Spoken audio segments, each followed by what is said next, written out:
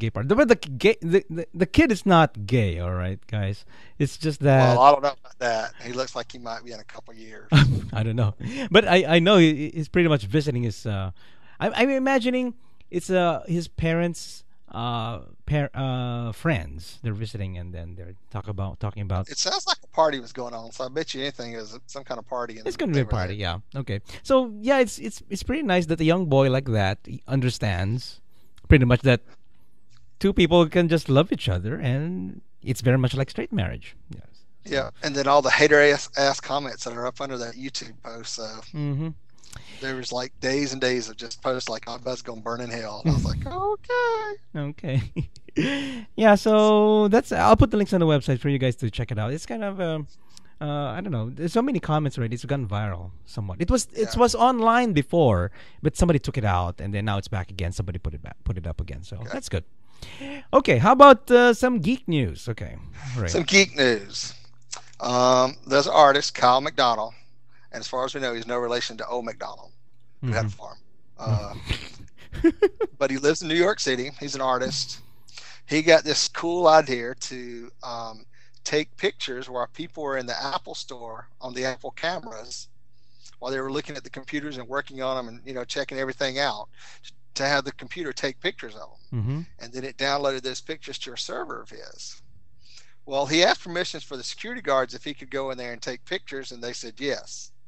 So he did all this stuff, put all this, he went in, had to go in there every day and reload the software onto the computers, which I don't know how that happens. It's unless because he shouldn't have been able to, but who knows. But anyway, everything was okay with this. He downloaded all these pictures and made this big old collage, and then he went back to the Apple store um, and had like a art exhibit. And his whole thing was, I thought maybe we could. This is Kyle talking. I thought maybe we could see ourselves doing this. We would think more about our computers and how we're using them. He says. On 3 days in June, McDonald's program documented people staring at computers in Apple stores. Since Mhm. the stores wiped their computers every night, he had to go back and reinstall the program each day. He took photos. I can't believe they let him do that. Well, that's what I'm saying. Somebody had to be seeing what he was doing. Yeah. He uploaded a collection of photos to a Tumblr blog, and last Sunday he set up an exhibition at the Apple stores that he did this recording in. During the unauthorized event at the Apple stores on West 14th Street and in Soho, when people looked at an Apple store machine, they saw a picture of themselves. Then they saw photos of other people staring at computers. Mhm. Amazingly, nobody said anything about it. And he said, we have an expression on this face when we use computers that basically says we're not interacting with anybody, we're interacting with a machine. The 25-year-old Brooklyn resident says, even if there are a lot of people in the room at the Apple store, you're not interacting with them. If something weird happens, you don't say, hey, did you see all that? So, because people there, and you go into the Apple store, you see people playing with the iPads and stuff. Yeah. Everything else is blocked out. Um, Over the course of his project, he set up roughly 100 Apple Store computers to call his servers every minute and download the photos. It was a lot of network traffic, and he learned that Apple monitors traffic in its stores. Mhm. When he received a photo from a Cupertino computer of what appeared to be an Apple technician, the technician had apparently traced the traffic to the site McDonald used to upload the program to the Apple Store computers and installed it himself. McDonald figured that Apple had decided the program wasn't a big deal because they didn't delete it or didn't do anything about it. Mhm. Well, nobody thought it was a big deal until 4 Secret Service men in suits woke him up on Thursday morning with a search warrant for computer fraud. They confiscated 2 computers, an iPod, and 2 flash drives, and told McDonald that Apple would contact him separately. McDonald, who has a master's degree in electronic arts, admits the project might make some people uncomfortable, taking photos in the store.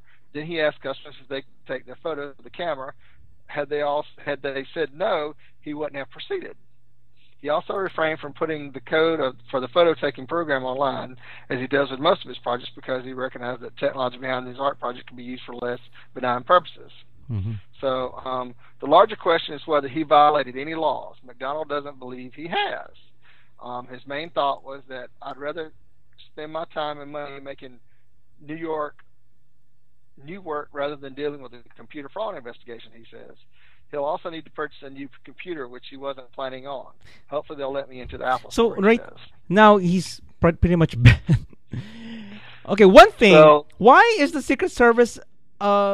exactly. What the hell does Secret Service have to do with it? Don't they? Yeah, there's a comment before in another podcast I listened to. Don't they protect the president or something? And they're but what? Maybe they were doing something because they're part of Homeland Security. And Homeland Security was directing them to do something. Oh, okay, but still. Or maybe I would imagine the FBI or something like that, right? Well, that's what I figure. Maybe the FBI, but not. And why the Secret Service? Why the Secret Service? Like I said, they're so with some political person in the Apple Store doing something they weren't supposed to. Maybe the president was in the Apple Store. No. No. Maybe that if Obama was in an Apple Store, people would know about it. Oh yeah, definitely. It would be closed down, and he won't be able to do that. No, not at all. Yeah, but it's going to be interesting to see how the case develops and what happens with him. If he has to go to trial, if it's Apple that called the government and told on him, or what happened. I mean, that's the reason why I rarely take pictures lately. Also because of people complaining. Now I ask people if I want to take pictures of them. Yeah. Well, like at the pool party last week, my friend started getting cameras out and setting up for the show because they thought we were going to videotape the pool party. And I was just like, no, why would we want to do that? Yeah. Y'all sucking cotton grass fucked on next to. Why do we want to see it on the show? Yeah. And as for me, I would take pictures of my friends who are in the pool, who are posing for me. And sometimes people think that, you're taking a picture of me. I'm not taking a picture of you. I'm taking a picture of my friends who are in the pool beside you, and I'm trying to avoid you. So, the whole thing is, if you don't want your picture taken in the pool, get your ass out of the pool. Mm-hmm. Or don't be doing anything that would embarrass you if your picture does get taken in the pool. Well, not even. I like I said, I take pictures of those people who are willing to I ask if I can take a picture. There was even who said, "You've been taking." There's a guy there even who just came up to me and, "You've been taking pictures of me, have you?" No, because before you asked me not to, and I'm not about to take pictures of you now. So some people are just paranoid, but it takes it's best to take to ask people if I can take I've pictures. I've noticed something though. The most people that are paranoid about stuff like that are people that are up to shit they're not supposed to be doing. Mm-hmm. Probably, yeah. Like people cheating on their partners, or people out running around doing stuff, trying to act like they haven't done anything. So, yeah. Mm-hmm. But anyway, yeah. So that's that story came from Mashable. Actually, it's been around for quite some time now. Anyway, so we were talking about the president. Here's the bizarre part of our bizarre segment, I guess, of this show. It's a presidential photobomb. I'm showing you guys a picture of. It's actually a link. Where did I get this? Thumbpress.com, and somebody's took a picture. I don't know if this is photoshopped, Ray. Do you think this is photoshopped, or this is really something that was captured? I don't know. My question is, what is people doing sitting behind him? That doesn't seem like Secret Service would allow that to happen. I know. I'm sure there's. So I don't know if it's Photoshop, but I didn't look at it long enough to try to pay attention to it. But it is very funny. And there's papers flying around, so I don't know if this is really a. So it'd be interesting to find out where the picture originally came from. Yeah. Was he at a college speaking or something? Yeah, he must be. Yeah, it must be cheerleaders. It's got to be a cheerleader. It's funny. White girls like black men that's got jobs and are powerful. Oh yeah, for all those listening, it's actually President Obama on a podium doing a speech or something, and there's this lady at the back who's got maybe a cheerleader. Lady, that's why I'm wearing a thong. Showing her butt. She's wearing a thong. She's wearing a thong, and she's in a short miniskirt, and she's bending over, and the wind's blowing, and you see her thong. Yeah, it's like not much unlike going to Walmart and seeing all the women's thongs. It really shouldn't be wearing thongs. Yeah, it's good. I found this funny when I first saw it. So it's a photobombing president. Just I don't know. It's just been going around. So that's how the bizarre part. With that, I didn't find much bizarre. Maybe on our next show we'll find something else. All right, so let's move on. Oh, that's right. It's our next segment, which is for the bear. This is Nice butt. Yeah, So sure. what's your number? Can I buy you a beer? Do you work out a lot? Do you come here often? Wolf, what a chaser. There you go. Okay. So Wolf Water Chaser this week is from Growler. He goes by the growler screen name of Chaser. Ge- His real name is huh? It sounds generic, right? Chaser, or Yeah. if your profile name is Bear. Yeah, well, everybody can't be Hugh Bear Dad, I guess. Yeah. They But still, call yourself Bear. Hi, I'm Bear. This is kind of generic. So this is Chaser. Yeah. His name is kind of generic. Okay. Yeah, Chaser. Okay, go on. Ray. Chaser Terry is an 18-year-old Asian from Houston, Texas. He stands 5 foot 10 inches tall, weighs 160 pounds, and is in an open relationship. He's looking for friends, conversation, bears, cubs, muscle bears, tubs, polar bears, otters, sir. I don't believe the sir part, and leather daddies. He's no strings attached. He thinks hairy guys are hot. Yep, I agree too. Yes. So his motto is, if penis is hard and erect, it needs a good fuck. If it's erect but soft, it needs a good suck.